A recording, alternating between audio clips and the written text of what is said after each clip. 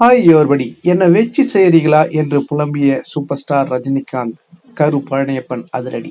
வாங்க வீடியோக்குள்ள போகலாம். வீடியோக்குள்ள போறது முடியாதா? நம்ம சேனலை சப்ஸ்கிரைப் பண்ணலாம், உடனடியாக சப்ஸ்கிரைப் பண்ணீங்க, நன்றி. சூப்பர் ஸ்டார் ரஜினிகாந்த் அவர்கள் 80களிலே பார்த்தீங்கன்னா சூப்பர் ஸ்டார் ஆயிட்டாரு. அந்த காலகட்டத்தில் வந்து பஞ்சு அருணாச்சலம் அவர்கள் ஒரு கதை சொல்றாங்க. ஆன்லைன் ஸ்டோரி தான்.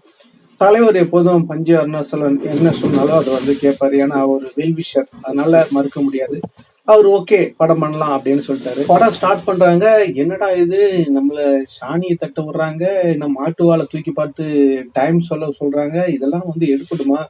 நம்ம கமர்ஷியலு மாசா இருக்கணும், இப்படி எல்லாம் பண்ணிட்டு இருக்காரு அப்படின்னு சொல்லிட்டு இவரு கதை சொல்லக்குள்ள மாதவி லவ் அப்படி இப்படின்னு சொன்னாரு. ஆனா இங்க என்ன அவன் எல்லாம் மாறா இருக்கு அப்படின்னு சொல்லிட்டு அவரே புலம்பி இருக்காரு. யாருக்கிட்ட போய் புலம்புறதுன்னு தெரியலையா சூப்பர் ஸ்டார் ரஜினிகாந்த் அவர்களுக்கு. உடனே நேரம் போயிட்டு பஞ்சு அருணாச்சலம் அவர்கிட்டயே புலம்பி இருக்காரு. சார் என்ன சார் இது, நீங்க இந்த மாதிரி வந்து மாட்டு சாணியை எடுத்து எனக்கு இது விரட்டி அடிக்க சொல்றீங்க, அது இல்லாம மாட்டு வாழை தூக்கி பார்த்து டைம் சொல்றீங்க, இதெல்லாம் எப்படி சார் இது சாணியால சொல்றீங்க, இதெல்லாம் ரசிகர்கள் ஒத்துக்குவாங்களா, சரிப்பட்டு வருமா, எனக்கு சரியா தோணல சார் அப்படின்னு. சார் அதெல்லாம் ஒன்றும் கவலைப்படாதீங்க, நீங்க முன்னாடியே நீங்க தில்லுமுள்ளு படம் பண்ணீங்கல்ல, ஆமா பண்ண, அது தெலுங்குல அது ஹிந்தியில வந்த படம், அது ஆல்ரெடி சக்சஸ் ஆனது, அதனால ஒன்றும் பிரச்சனை இல்லை. இது எப்படிங்க இது சாத்தியமாகுமா? அதுக்கு பஞ்சு அருணாச்சலம் சொல்லியிருக்காரு, நீங்க அப்படியே படம் ஓடலாம், யாருக்கு நஷ்டம் சார்? உங்களுக்கு தான் சார் நஷ்டம். அப்படி என்னக்குள்ள அது எனக்கு தானே நஷ்டம், எனக்கு நட்டமான பரவாயில்ல, நீங்க இதை நடிங்க.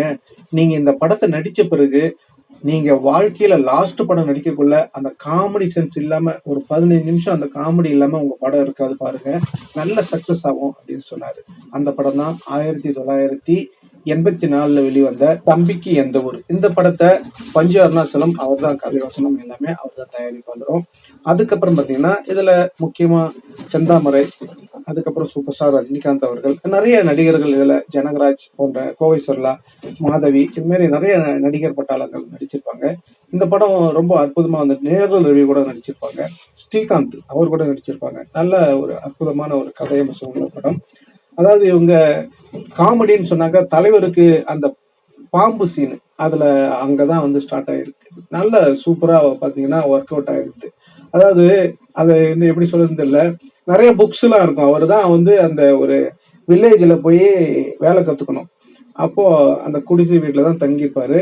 அவரு அங்க நிறைய புத்தகங்கள்லாம் இருக்கும். என்னடா இது புத்தகங்கள் இருக்குன்னு சொல்லிட்டு எடுத்து புரட்டி பார்ப்பாரு. பாப்பா போட்ட டாப்பா அப்படின்னு சொல்லிட்டு ஒரு புத்தகம்.